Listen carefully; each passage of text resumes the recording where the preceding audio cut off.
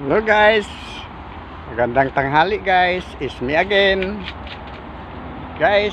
Shout out pala guys sa mga anak ko dyan sa Manila guys, ni JB, sa security, pinakagwapo na kong anak, ug sa akong anak nga pinakagwapa nga pandak diya sa Manila.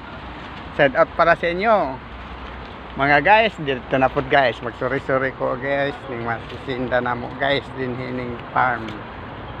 Ayan ang magsuroy-suroy ta guys aron makita tanan guys ang among trabaho guys. Hapit naman po kumulugsong guys sa among trabaho, pero kinanglan magkuan mi guys mga alas 2 pwede namin malusong guys, kay alas 4 nagtrabaho pa man mi alas 4 sa kadlawon, nagtrabaho naman may sugod manang alas 2 na may magsugod guys. Nang padayon mi sa mga gimbuhaton diri guys, Bisaya sa taron guys, kay wala may mga Tagalog diri guys. Diri guys kung makatubang mig Tagalog, magtagalog mi, kung makatubang mig Bisaya, Bisaya sa damong inistoryan. Kay naanad man mig Bisaya sa among kuan panimalay, ug narami sa balay magbinisaya raman mi sa akong mga anak. Mo nang kinanglan una ka diri sa farm, unay katubang magtagalog ka, kung Bisaya binisaya ka. Ako guys di man jud ko dre taga Mindanao jud ko guys. Ang among kadugo guys mga Subanin. Shout out para sa mga Subanin dyan sa Mindanao, mga Kabisayaan.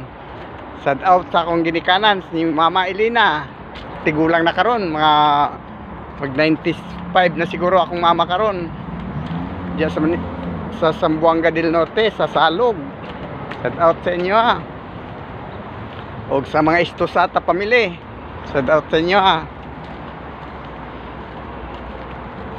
Marato guys, magkuhan-kuhan na po ko diri guys. So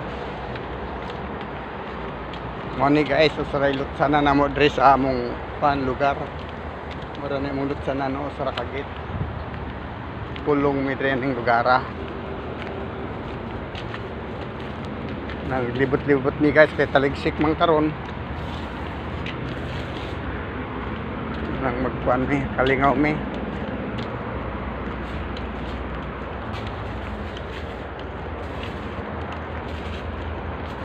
Aning lugara mga guys, kinanglan nani mo ang kakugihan, kung unsa ka kakugihan sa inyo ha, morsa dire kay ug magtinapulan ka diri sa Manila, wala guys. Kinanglan po dre isa kapoy saya gyapon imong panagway, kay ayaw ko na ang trabaho, una nimo nga malipayon ka kauban sa Ginoo. Importante mga guys ang Ginoo jud na sa atong kinabuhi. Kita gipasaylo na ta sa Ginoo, kay gayon siya sa Roma 3:23, saglit nakasala man ang tanan ug nakabsan sa himaya sa Dios.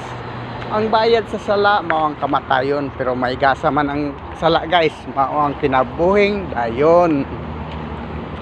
Sumala sa Juan 14 versikulo 15, kung nahigugma ka mo kanamo tumana among sugo. Mao na guys, kung nahigugma ta sa Ginoo guys, kinanglan tumana nato yang sugo guys. Nadilikta kinanglan sundo nato siya guys. Kinanglan ang Ginoo paharion nato sa atong kinabuhi kanunay sa adlaw-adlaw. Mga gimbuhaton nato ang Ginoo ra kanunay na sa atong kinabuhi, sa atong mga guys. Kani mga guys, dilakaw-lakaw na ko guys. Ano yung among area mga guys, kulang-kulang ni para sa ka hektar. Manang mag-drills lang ko diri guys, kay saan man o pan man kami naman ko nagbuot sa mong oras diri guys. 4 ka oras ra ang limit diri guys sa panamo sa trabaho namo. Manang alas 4 minsan lusong mo pa nami, lusong nami magdilig. Manang usay alas 2 na pud mi mo balik,